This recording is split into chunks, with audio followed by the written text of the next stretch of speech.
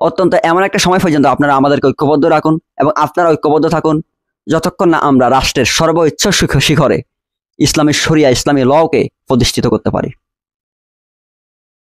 দেখুন, আমি কোনো ওয়াইজিন নই, আর ওয়াজ করা আমার কাজ না। আমার একটি স্বতন্ত্র পেশা রয়েছে, যেটির মাধ্যমে আমি আমার যেই পরিবার পরিজন এবং নিজের আর্থিক সচ্ছলতা সেটা আমি পরিচালনা করে থাকি।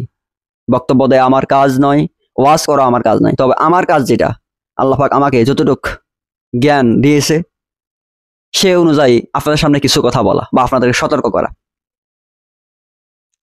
কোন বিষয় সতর্ক করতে চাচ্ছি আমরা?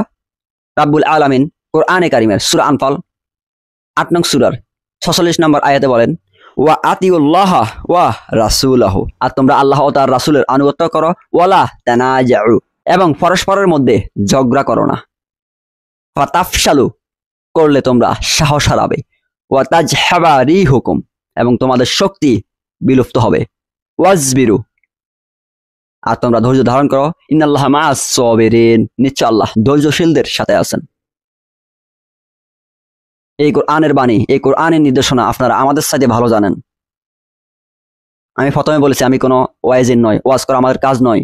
তবে আমার কাজ হচ্ছে কিছু বিষয়ে সতর্কিত করা বা সতর্ক করা। আপনারা উল্লেখ্য আয়াত অনুযায়ী দেখতে পেয়েছেন যে রাব্বুল আলামিন কোরআনে কারিমে বলছেন, আর তোমরা আল্লাহ তার রাসূলের আনুগত্য করো। আমাদেরকে আল্লাহ এবং তার রাসূলের আনুগত্য দিকে নিয়ে যান। আমরা অবশ্যই আপনাদের আনুগত্য করবো। আপনারা যখন আল্লাহ এবং তার রাসূলের আনুগত্য করবেন, আমরা আপনাদের আনুগত্য ছেড়ে অন্য কোথাও যাবো এটা কল্পনা করা যায় না। আপনারা আগে নিজেরা পরিপূর্ণ আল্লাহ এবং তার রাসূলের আনুগত্য করুন। আল্লাহ এবং তার রাসূলের দিনকে, আল্লাহ এবং তার রাসূলের বিধানকে, আল্লাহ এবং তার রাসূলের আয়াতকে বিকৃত করবেন না, নিজ স্বার্থের জন্য অধিক ব্যবহার করবেন না, আমাদের অনুরোধ। তারপর রাব্বুল আলামিন কি বলতেছেন, ওয়ালা তানাজাউ, এবং পরস্পরের মধ্যে ঝগড়া করো না। আমরা কি দেখতে পেয়েছি? ১০০ বছরের ইতিহাসে যদি আমরা বলি, আমরা এত বেশি ঝগড়া করেছি যে আমাদের অন্তর এখন একজনকে একজন দেখলেই ঝগড়া করতে মনে আসে, মন চাই যে আমরা ঝগড়া করি। কত দল, কত মত, একজনের বিরুদ্ধে একজনের বিদ্বেষ, হিংসা, ঝগড়া লেগেই আছে। অথচ রাব্বুল আলামিন বলতেছেন, ওয়ালা তানাজাউ, এবং পরস্পরের মধ্যে ঝগড়া করো না। অথচ আপনারা আমাদেরকে ঝগড়ার মধ্যেই লাগিয়ে রেখেছিলেন। আল্লাহ আমাদের এবং আপনাদের ক্ষমা করুন। তারপরে কি বলতেছে, ঝগড়া করলে কি হবে? ফাতাফশালু, করলে তোমরা সাহস হারাবে। আমরা কি সাহস হারাইনি? আমরা পরস্পর মুসলিম ভাইদের মধ্যে ঝগড়া করেছি আর সাহস হারিয়ে ফেলেছি। রাব্বুল আলামিনের বাণী কি সত্য নয়? মহাসত্য। আমরা ঝগড়া করেছি এবং আমাদের মুসলিমদের যেই শক্তি ছিল তা আমরা হারিয়ে ফেলেছি। তারপর আয়াতের অংশে আল্লাহ কি বলতেছেন, ওয়া তাজহাবা রিহুকুম, এবং তোমাদের শক্তি বিলুপ্ত হবে। পরস্পরের মধ্যে ঝগড়া করলে কি হবে?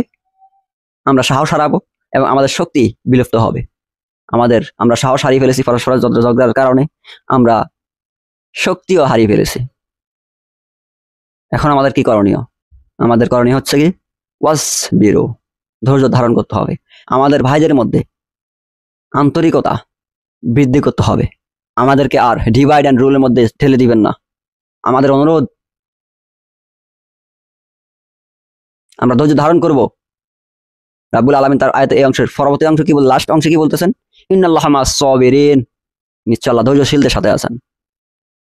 আমাদের ইসলামপন্থী যে সমস্ত দল এবং মতগুলা রয়েছেন, আপনারা ধৈর্য ধারণ করেছেন, এখন সেই ধৈর্যের ফলাফল পাওয়ার জন্য আপনারা প্রস্তুত হন।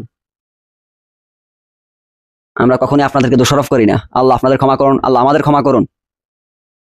আমাদেরকে আর ঝগড়া ফাসাদ এর ভিতর ঠেলে দিবেন না, যার কারণে আমাদের মুসলিম উম্মাহ সাহস হারাবে এবং তাদের শক্তি বিলুপ্ত হবে।